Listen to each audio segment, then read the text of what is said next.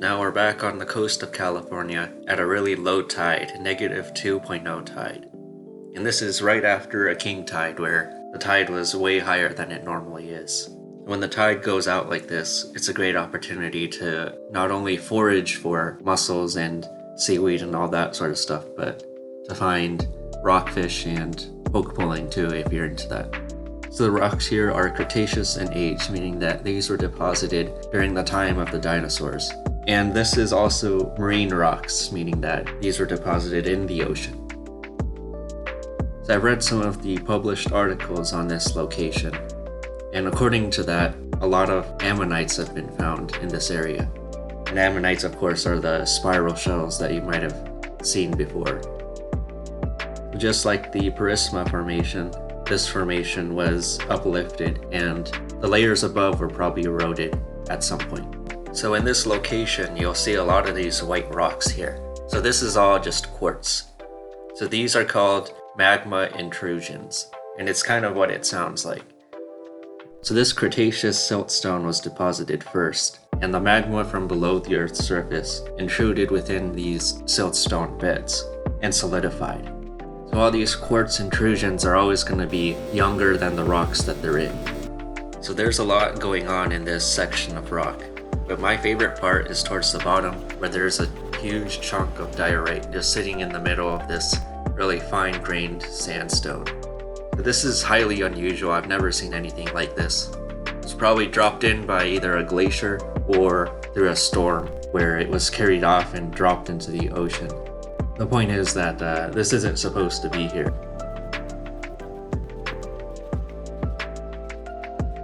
So even under normal low tide conditions, this area is completely covered in water.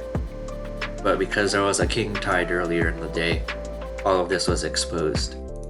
And normally this big island in the middle is definitely not accessible most of the time. But it was a special opportunity where I was able to get it up there. So the rod and reel I'm using are pretty lightweight for this kind of fishing. I used to use a heavier line and a heavier rod, but if you're casting artificial baits all day, it gets really tiring after a while, so I decided to go lighter.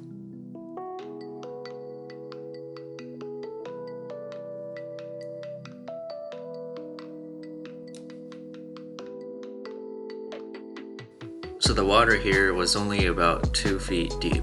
The one thing that I found helped a lot was to reel in with the current. So right here, I managed to hook onto a rockfish.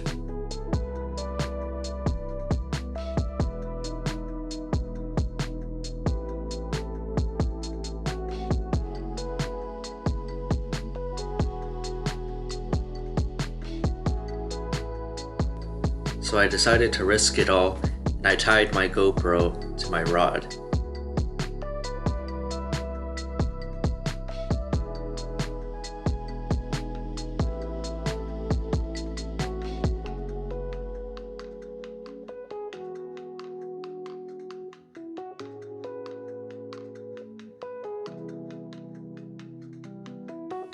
So this was definitely a risky move on my part because the waves are coming in pretty close. A sneaker wave had come in and that would have made my day a whole lot worse. And over here, I didn't have footage of me bringing it in, but I did catch a very small cabezon.